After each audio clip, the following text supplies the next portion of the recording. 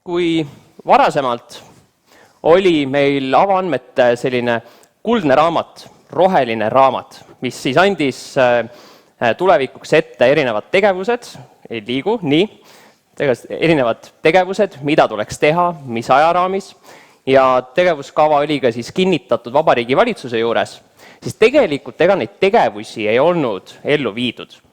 Need olid paberil olemas, aga reaalselt midagi ei toimunud. Ja võib-olla kui käia kiiresti üle, siis 2014 aasta algas siis MKM-i vaates tugevam avaandmete selline populariseerimine. Tuli avaandmete roheline raamat, tekkis ka nõue IT-arendustes, ehk kui kasutatakse struktuurtoetusi, siis tuli avaandmeid avalikustada. Tagantjärgi tarkusena siis kuigi lubati, tegelikult seda ei tehtud. Ja me tegime siis sellise väikese nõudeprotsessi, nagu me ise kutsusime, kus käisime varasemad lubadused läbi ja võrdlesime reaalselt tehtuga. Ja pilt oli suhteliselt muserdav, enamik ei teinud mitte midagi. Ja siis väikeste palvete peale siiski see olukord lahenes lõpuks. 2016 aasta, et toetada valdkonna arengut veel enam, tekitasime siis sellise rahalise toetuse. Summa oli kokku 5 miljonit eurot ja ma võin tänada võib-olla siin PPA-d ja RIA-t, kes olid ainsad taotluse kasutajad. Kõik ülejäänud leidsid, et avaandmete toetamiseks ei ole vaja rahalisi vahendeid. Kui 2018 panime selle vooru kinni, siis muidugi tärkas kõikidel tugev huvi selle vooru ja rahastuse vastu. Võib-olla oli tingitud siis meie tänasest eelarvelisest olukorrast või millestki kolmandast, aga igatahes huvi tekkis juurde. Ja võib-olla üks oluline erinevus, mis meil tekkis on, 2018 alustasime kolmanda sektori kaasabil, oluliselt siis kodanike taaskasutajate kaasamist kogu protsessi. Ehk siis, kui on vaja mingitele andmetele ligipääsu, andke teada. Me suhtleme erinevate asutustega ja kui vähegi võimalik, siis me muudame need andmed avalikuks ja viitame ka teabeväravas. Ja seda protsessi me oleme nüüd paar aastat teinud ja sellest on tegelikult kõige rohkem kasu. Me ei peaks kõike avalikustama, kui me ei näe, et seal on taaskasutus taga. Aga kui on vähegi üks ettevõte, kes saaks sellest infost kasu, siis me peaksime endapoolse panuse tegema. Väikesed arvud, 2018 oli meil 86 andmestikku teabeväravas avalikustatud. Kokku oli teabevaldajaid 29. Kui me liigume edasi, siis aasta aega hiljem oli juba vastav seis 172 andmestikku ning 39 teabevaldajat. Samas rakenduste poole pealt ehk taaskasutust ei olnud veel nii tugevalt järgi tulnud. Ehk neid näiteid, kuidas avaandmeid kasutatud, oli veel vähe. Kas saaks taimeri ka tööle? See ei tööta. Kui eelmisel slaidil nägite EDP ja seal olime 25. kohal, siis kui meie head kolleegid Tšehhist mainisid, nad on täna 21. siis me olime sisuliselt Euroopas viimased. Ja ma ütlen ausalt, ega see on aus hinnang, me olimegi tõesti väga viletsad. Õnneks on erinevad asutused ja teabevaldajad valdkonnaga kaasa tulnud ja seda kõige paremini just ilmistabki see, et on hakatud andmeid ka avalikustama. Ja eelmine aasta, siis 2019 indeksi põhjal, me oleme jõudnud väga positiivsele 13. kohale. Samas, kui meil varasemalt oli näha, et andmete avalikustamisega on probleeme, siis täna on probleemiki andmete kvaliteediga. Kui Tšehhi saab olla uhked, et neil on 100% jälgitakse andmekirjeldusstandardit, mis on üle-euroopaliselt välja antud, siis Eestis me lisame andmekirjeldust andmetele juurde vähem kui 10% juhtudest. Ehk enamikel juhtudel keegi andmekirjeldust juurde ei lisa. Mis see tähendab? Taaskasutajad tegelikult ei mõista täpselt, mis need erinevad elemendid andmestikust tähendavad, mis andmeid saaks üldse kasutada. Ja ega siin väga toetav ei ole ka selline avaliku sektori harjumus lisada erinevaid lühendeid andmekogude infosüsteemi tasemel. Kas need on siis, ma ei hakka kellegi liiga tegema, kas see on kägu, pähkel või midagi kolmandat, ega keegi aru ei saa lõpuks, millega tegu on. Ja see on olnud üks väga tugev sõnum ka näiteks ITL-i ja teiste taaskasutajate poolt. Me tahame aru saada, mida reaalselt me saame üldse kasutada.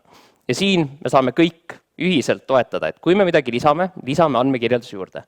Mis see andmekogu üldse tähendab? Ja nüüd oleme selle valdkonnaga edasi liikunud. Selle aasta alguses oli meil ligemale 383 andmestikku ja praegult, kui ma vaatasin, on ligemale 777 andmestikku teabeväravas viidatud. Ehk valdkond on tegelikult selle 2 aasta jooksul ikkagi väga kiirelt arenenud ja juurde on tulnud ka erinevaid näiteid taaskasutusest. 63 rakendust, see on tegelikult päris muljetavaldav. Mis on mõned olulised tegevused, mis me oleme selle aja jooksul teinud? Oleme välja tulnud avaandmete loomise juhendiga, lisaks ka soovitused mõju hindamiseks. Me oleme kokku leppinud andmekirjelduse standardi, kuidas andmestikke peaks kirjeldama, et see oleks tõesti kasutatav. Me oleme teinud valdkondliku määratuse, millel me juhindume siis Euroopa märksõnastikust. Miks on see vajalik? Meil on tulnud sõnum, et praegult Euroopa avaandmete portaalist tulev 13 valdkonda on liiga üldine. Andmeid ei ole leitavad. Lisaks me alustasime uue teabevärava arendusega. Meil on partneriks avatud lahendused OÜ. Uues teabeväravas me paneme oluliselt rohkem rõhku taaskasutuse toetamiseks. Tulevad erinevad visualiseerimisvõimalused, ka on lihtsam lisada märksõnu, andmekirjeldust, lisaks pakume rakendusliidese võimalust. Ja võib-olla üks oluline muudatus, millega me hetkel koos Justiitsministeeriumiga tegeleme, on avaandmete direktiivi ülevõtmine. Direktiiv toob kaasa väga palju erinevaid nõudeid. Näiteks dünaamilist andmete mõiste, kus andmete uuenemissagedus, seal peab lähtuma tegelikult taaskasutajate vajadusest. Ehk kui täna avalikustatakse andmeid iga tunni tagant, siis tulevikus võib-olla võiks isegi lühem sagedus olla. Või käesolevalt päeva tagant, siis peaks olema see sagedus näiteks tund, kui taaskasutajatel seda on vaja. Lisaks tuleb sisse kõrgväärtusega andmete mõiste. Määratletakse ära 6 valdkonda, mis on riigi ja ühiskonna vaatest prioriteetsed. Näiteks meteoroloogia, keskkonnaandmed, aga ka näiteks ettevõtlust puudutavad andmed.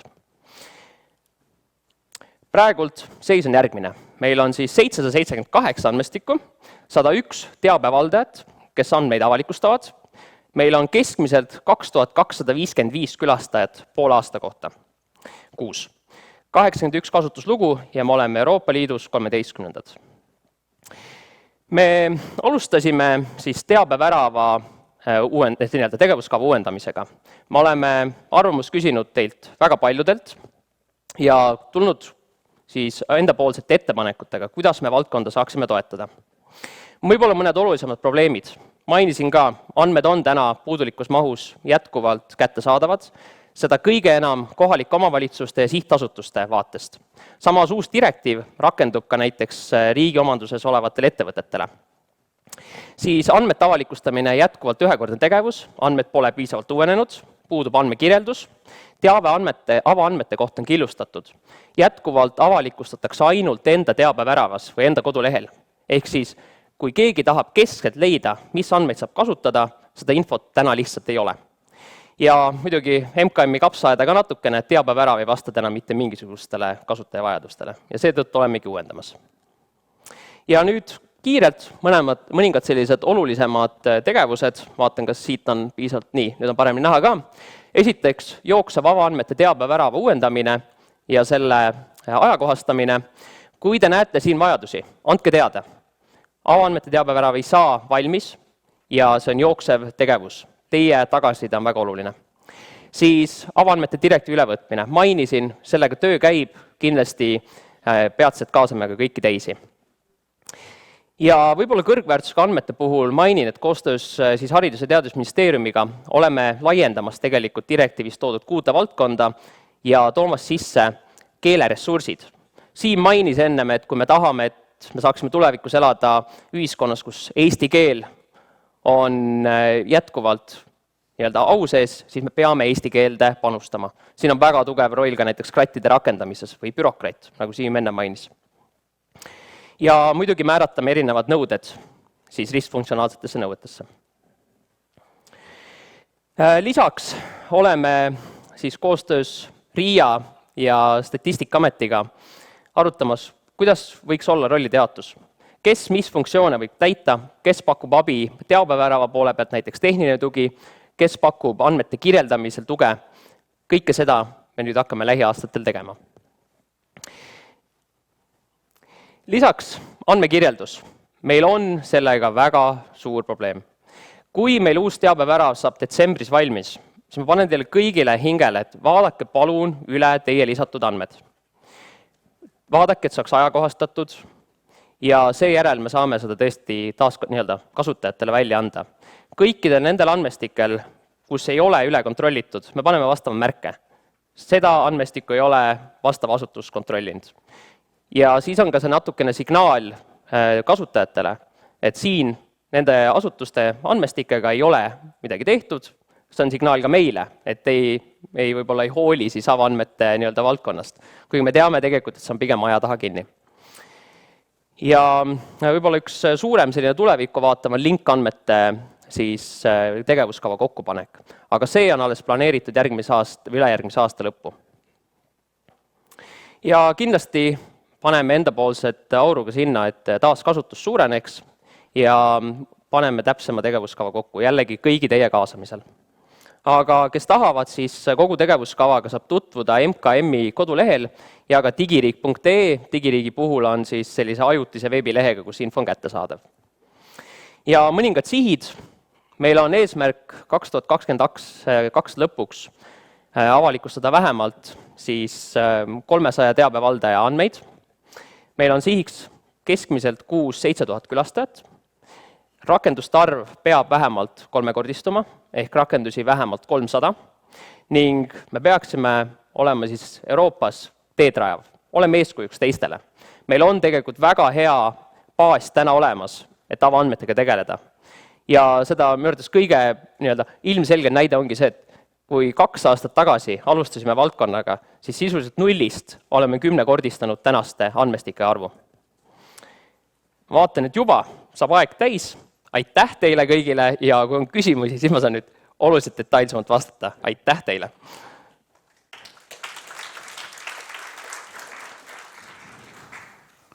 See on, ütleme ausalt, see on tõesti täielik turbo ettekand, et need, kes 10 minutit saavad, see on... 3 küsimust on meil vahepeal siia tulnud. Kui palju protsentuaalselt avaandmete väravas olevatest andmestikest uuenevad regulaarselt?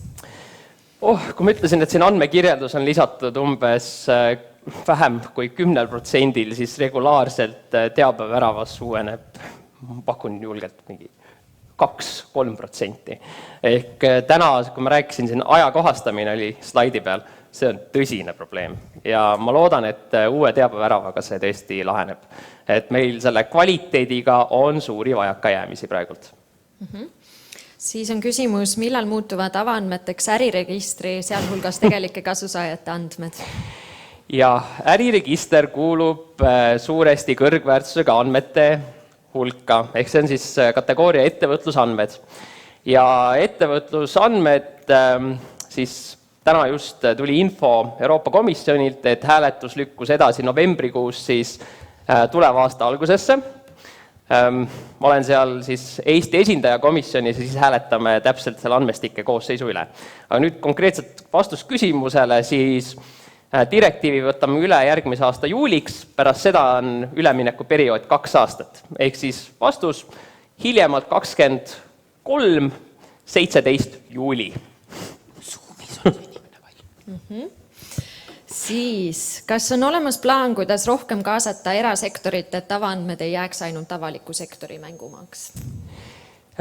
Jaa, tegelikult siin tuleb appi direktiiv, sest direktiiv kohaldub vähemalt avaliku sektori omanduses olevatele ettevõtetele. Ehk siis näiteks Elron peab hakkama avalikustama ka avaandmeid. Mis puutub taaskasutusse, siis siin me proovime oluliselt rohkem koostööd teha ja siin on väga hea, et meil on näiteks Open Knowledge Estoniaga koostöö, samas ka ITL-iga, et mõlemad on andnud ka näiteks tegevuskava sisendid, aga ma usun, et me peaksime siin kindlasti saama rohkem teha.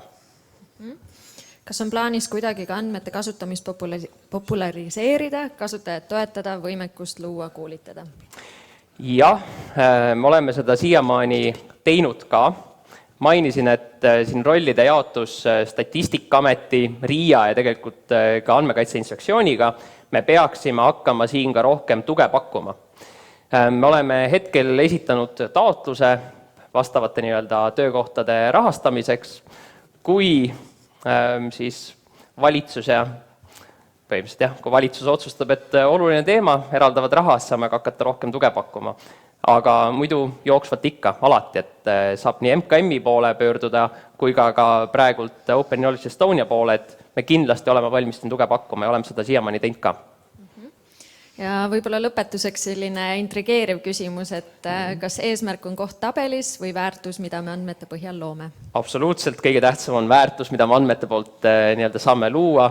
Seetõttu on ka sihtmärk taaskasutust suurendada. Meil ei ole eesmärk tegevuskavas Euroopa näiteks indeksis kohta parandada, vaid eesmärk on tegelikult ikkagi taaskasutust ja sellest tuleb tegelikult väärtus. Aitäh! Aitäh teile!